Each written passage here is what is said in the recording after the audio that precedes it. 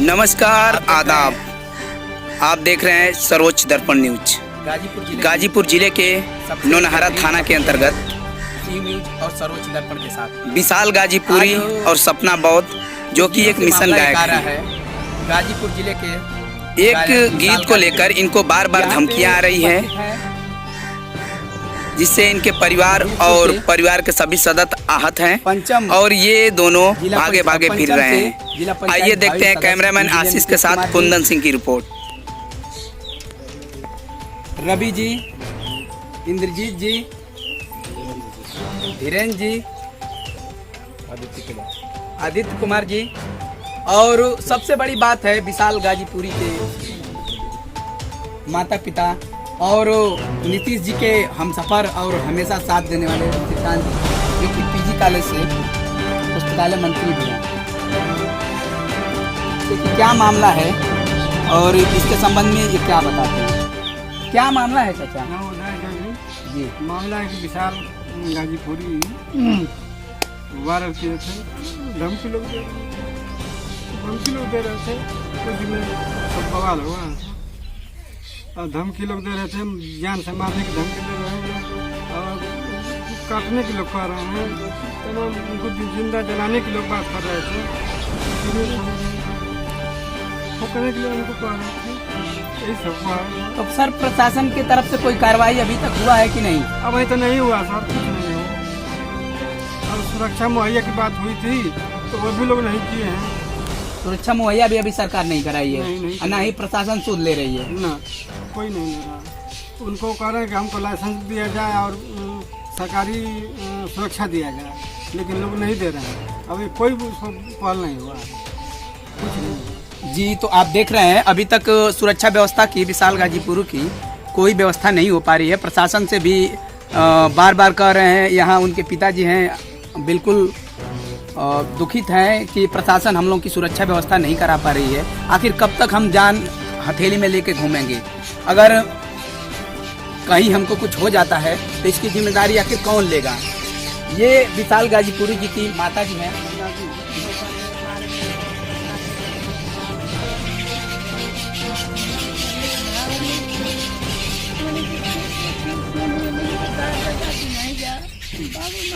भाई भाई जाए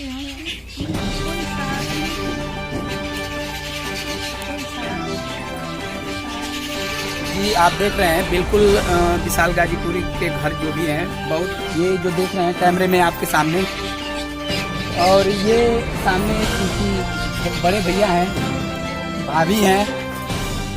कैमरा सर पूरा दिखाइए, आगे बढ़ा के। बेटा को बचा लीजिए, जनता बचा ले, प्रशासन बचा लो। मर बेटा अगर पीछे जाएगा तो हमारा धारा हो जाएगी।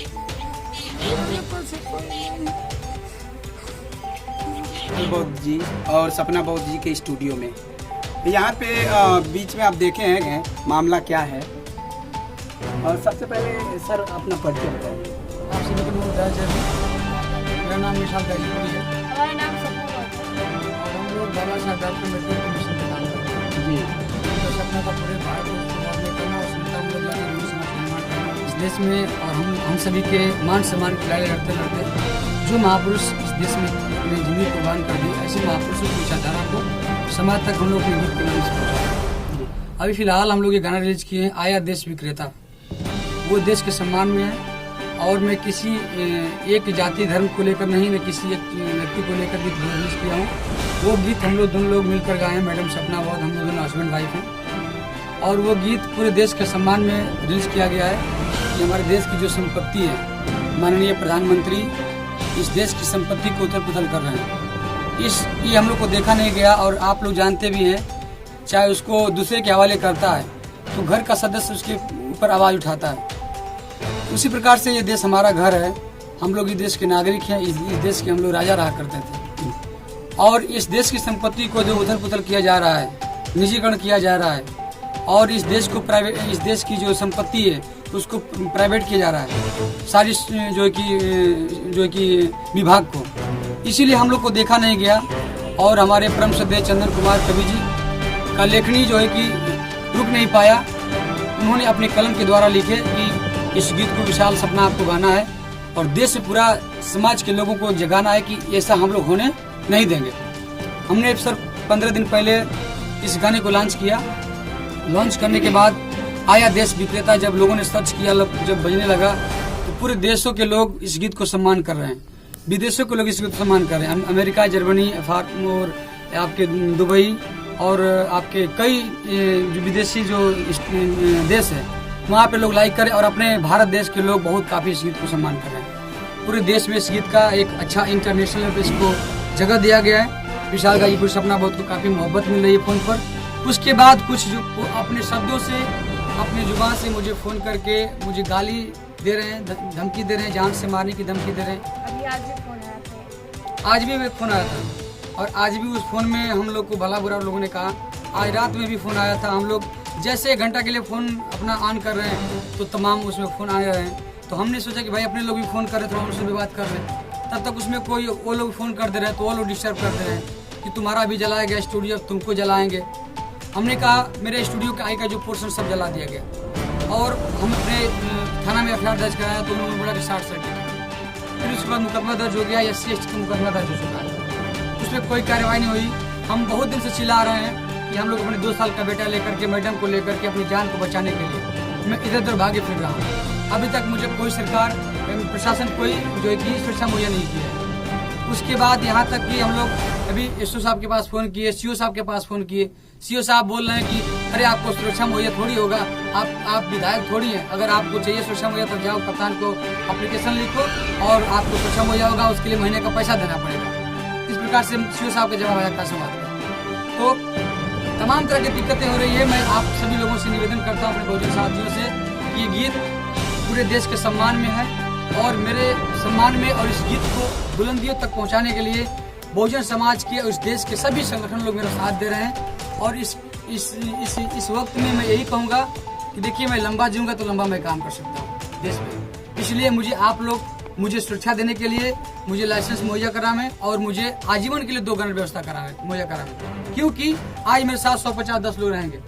कल की डेट में मेरे साथ मुझे कहीं प्रोग्राम पे जाना हो, मेरे साथ कोई नहीं है, बस मेरे साथ बजाने वाले कलाकार हैं। मेरे साथ अगर 2 गनर रहेंगे, मेरे पास लाइसेंस रहेगा, तो मुझे एक बार कोई अटैक करे से एक बार सोचेगा व्यक्ति, और मैं उसका सामना भी कर सकता हूँ। तो ऐसी स्थिति में मेरा आप लोग सब जी, आप सभी को नमो बुद्धाय, जय भीम।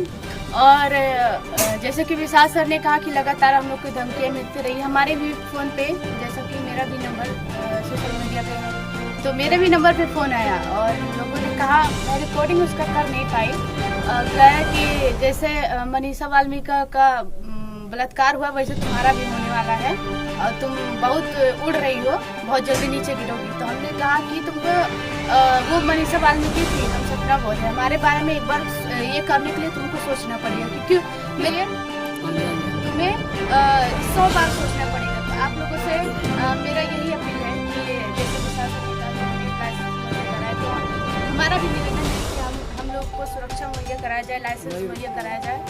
और बातचीत आप लोग करें तो उसमें कितनी आगे तक बात की गई है? प्रशासन की तरफ से अभी तो कुछ नहीं हुआ, FIR दर्ज हो गया है, मुकदमा भी हो गया और कुछ उस पर नहीं। लेकिन फोन करने की जो धमकियां हैं अभी रुका नहीं है? नहीं, लगातार ये लगातार आ रहे हैं सर। लगातार जब भी फोन आप ऑन कर रहे हैं तब तक तुरंत फोन कोई ना कोई लोग फोन करके अपना धमकी देना शुरू कर दे रहे हैं। अच्छा जी। इस समय हम लोग हैं और यहाँ पे मौजूद हैं कासिमाबाद पंचम के भावी जिला पंचायत प्रत्याशी इंजीनियर नीतीश कुमार जी और उनके तमाम साथीगण। आइए इनसे 2 मिनट वार्ता करते हैं। सर, परिचय थोड़ा पहले बताइए अपने। आपका धन्यवाद। मैं इंजीनियर नीतीश कुमार, जिला पंचायत प्रत्याशी का। जैसा कि सब प्रकरण चल रहा है, इसको सुनकर है तो बहुजन समाज के नहीं, सर्व समाज के लोग जो संविधान को मानते हैं, समतामूलक समाज बनाना चाहते हैं, इसमें विशाल गाजीपुर के साथ हैं। और जो घटनाएं हो रही, धमकियां मिल रही है और इस पर FIR भी हुआ है और हम लोग लगातार जब से पहला प्रकरण चल रहा लगातार इनसे संपर्क में बने हुए और हमारे पार्टी के भी पदाधिकारी महोदय जिला प्रदेश लेवल के लगे हुए हैं। जैसे ही पहले दिन विशाल गाजीपुर का पहला ऑडियो आता है तो हम इनसे बात करते हैं फोन से, तुरंत अपने अध्यक्ष जी राम प्रकाश गुड्डू भैया को बताते हैं, वो तुरंत माननीय एसओ महोदय और जैसे सीओ महोदय चाहे एसपी महोदय से बात करते हैं, लगातार वो प्रशासन के संपर्क में बने रहे और बातचीत हो रही है। लेकिन अब तक विशाल गाजीपुरी को न जो व्यवस्था न दी गई है, सुरक्षा व्यवस्था नहीं दी गई है, अभी बहुत ही दुखद है। हम लोग चाह रहे हैं कि प्रशासन को व्यवस्था करे और जो अपने पत्नी को लेकर इधर आगे फिर रहे हैं, तो ये बड़ी घटना है। अगर आगे कुछ होता है तो इसका दायित्व